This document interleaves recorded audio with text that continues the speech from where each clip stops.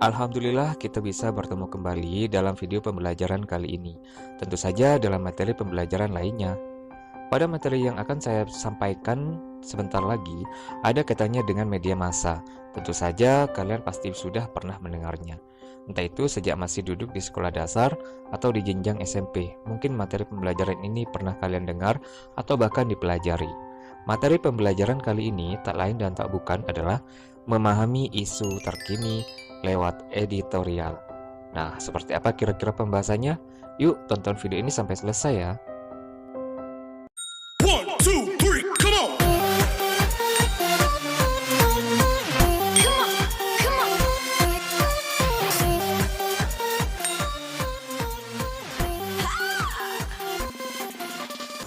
Selamat datang di channel YouTube kami. Bagi kalian yang baru nonton, silahkan klik tombol subscribe sekaligus loncengnya supaya kami semakin semangat untuk membuat konten yang lebih bagus lagi. Terima kasih.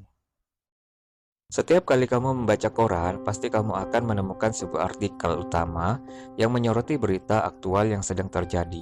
Artikel tersebut biasanya membahas peristiwa yang sedang hangat terjadi, disertai kritik dan saran terhadap peristiwa tersebut. Dengan membaca artikel yang berisi kritik dan saran itu, kamu tidak hanya tahu peristiwa yang sedang terjadi seperti saat kita membaca berita, akan tetapi dengan membaca editorial, maka kamu akan memahami dan bisa bersifat kritis dalam menanggapi isu yang dibahas. Sebab dalam artikel tersebut pasti memuat beberapa pendapat redaksi atau penulis yang bisa memperjelas pemahamanmu terhadap peristiwa yang sedang dibahas. Pengertian teks editorial. Teks editorial atau biasa disebut juga sebagai tajuk rencana adalah artikel utama yang ditulis oleh redaktur koran yang merupakan pandangan redaksi terhadap suatu peristiwa berita aktual, fenomenal, dan kontroversial sebagai sikap institusi media massa terhadap peristiwa yang terjadi.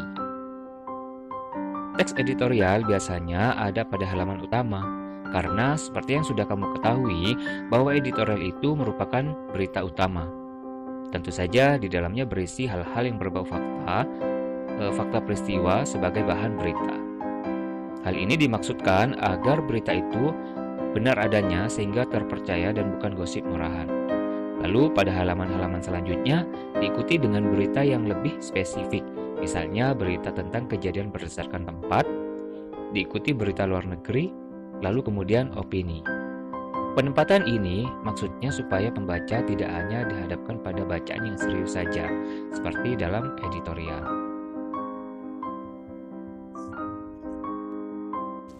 Sekarang kita sudah masuk dalam poin struktur teks editorial.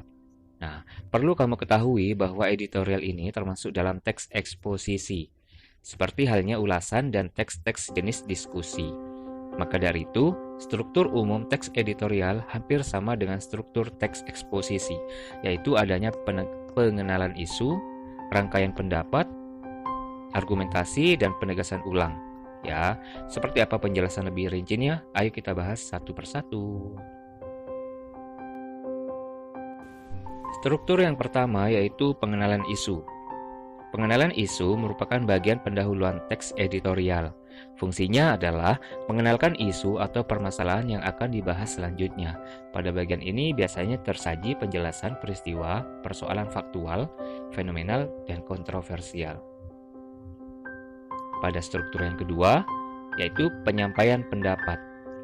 Nah, seperti yang sudah kamu ketahui bahwa bagian ini merupakan bagian inti dari teks editorial, karena pada bagian ini berisi pembahasan meliputi tanggapan redaksi terhadap isu atau permasalahan yang sudah dijelaskan sebelumnya. Tanggapan ini jelas berupa serangkaian pendapat redaktur mengenai peristiwa yang sedang dibahas. Ya, sementara pada struktur yang ketiga atau yang terakhir merupakan penegasan. Penegasan dalam teks editorial berupa simpulan, saran atau rekomendasi, serta adanya harapan redaksi kepada pihak terkait dalam menghadapi atau mengatasi persoalan yang terjadi dalam isu tersebut.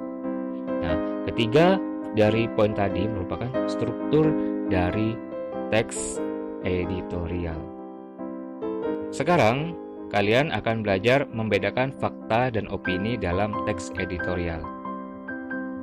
Nah, setelah kamu ketahui bahwa editorial atau tajuk rencana berisi tentang sikap atau serangkaian fakta dan opini seorang redaktur terhadap peristiwa yang dibahas, maka sebagai pembaca yang baik, kamu juga harus bisa membedakan apa saja yang termasuk dalam fakta dan apa saja yang termasuk dalam opini penulis.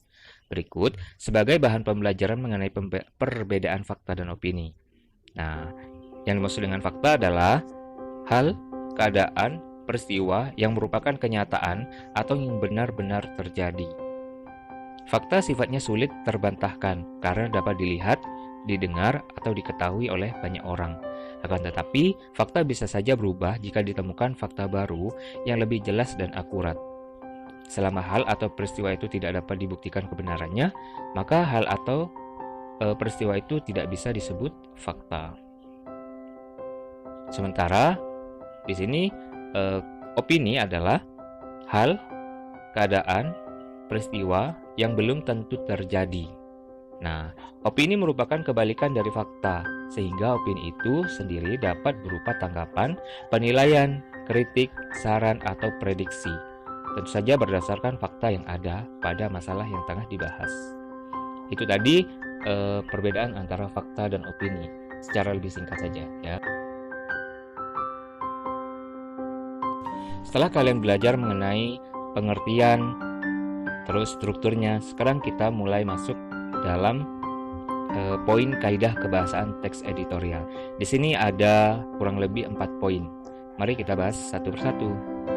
Pada poin yang pertama atau kaidah kebahasaan yang pertama, yaitu penggunaan kalimat retoris. Nah, kalimat retoris adalah kalimat pertanyaan yang tidak ditujukan untuk mendapatkan jawaban, yang tujuannya supaya pembaca merenungkan masalah yang dipertanyakan sehingga tergugah untuk berbuat sesuatu atau minimal berubah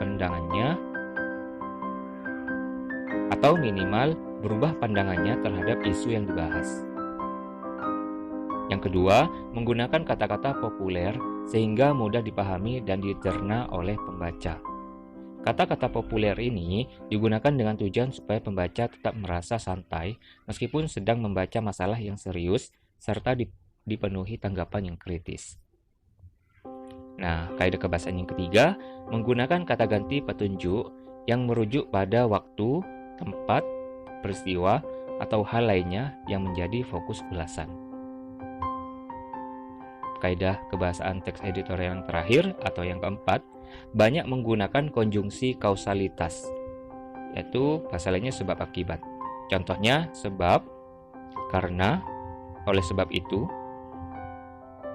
Hal ini terkait dengan penggunaan sejumlah argumen yang dikemukakan redaktur berkenaan dengan masalah yang dikupasnya. Nah, keempat tadi merupakan kaidah kebahasaan dari teks editorial. Saya yakin kalian sudah mulai paham ya.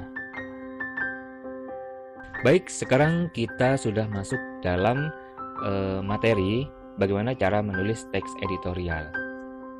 Sebagai generasi muda yang mungkin nanti kamu akan terjun menjadi seorang kritikus, ini cara-cara atau tahapan-tahapan untuk kamu yang akan membuat sebuah teks editorial. Tahapan-tahapan itu sebagai berikut. Yang pertama, bacalah 2-3 teks editorial dari sumber media massa yang berbeda. Cara kedua, datalah isu-isu utamanya dan rumuskan menjadi pernyataan umum. Ketiga, telusuri data-data pendukung atas pernyataan umum yang sudah kamu buat. Misalnya dari buku, majalah, Badan Pusat Statistik, atau artikel jurnal. Yang keempat, buatlah perincian data tersebut dan analisis menjadi sebuah argumen. Yang kelima caranya, argumen-argumen yang sudah kamu buat secara terperinci ditafsirkan menjadi sebuah pendapat, baik berupa kritik, penilaian, maupun harapan. Nah, yang keenam, buatlah saran atau rekomendasi untuk memberikan solusi atas isu-isu yang berkembang. Syarat saran atau rekomendasi yang baik adalah benar-benar bisa menjadi solusi bagi penerima saran untuk memecahkan masalahnya dan tentu saja praktis dan dapat dipraktikkan. Ini dia poin yang ketujuh atau cara yang ketujuh, yaitu Kemaslah hasilnya dalam satu tulisan teks editorial dengan panjang tulisan 8-10 paragraf dengan masing-masing paragraf antara 2-3 kalimat. Jangan lupa menulisnya dengan bahasa yang rapi ya, yang populer. Ketujuh cara itu merupakan cara menulis teks editorial, cara mempersiapkan seperti itu. Semoga kalian paham dengan apa yang sudah saya jelaskan ini ya.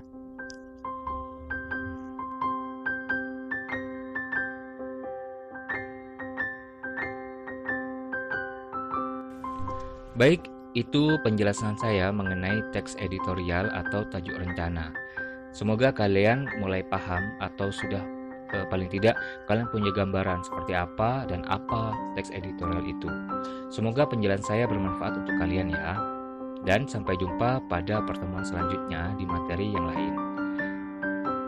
Nah, jika kalian menganggap video ini bermanfaat, silakan klik like, subscribe bagi yang belum subscribe, komen, tentu saja komentar yang baik ya, yang sopan, dan bagikan ke semua sosial media yang kamu punya, supaya semakin banyak orang-orang yang terinspirasi dan merasakan manfaat dari video ini. Jangan lupa tonton video lainnya juga ya. Terima kasih. Wassalamualaikum warahmatullahi wabarakatuh.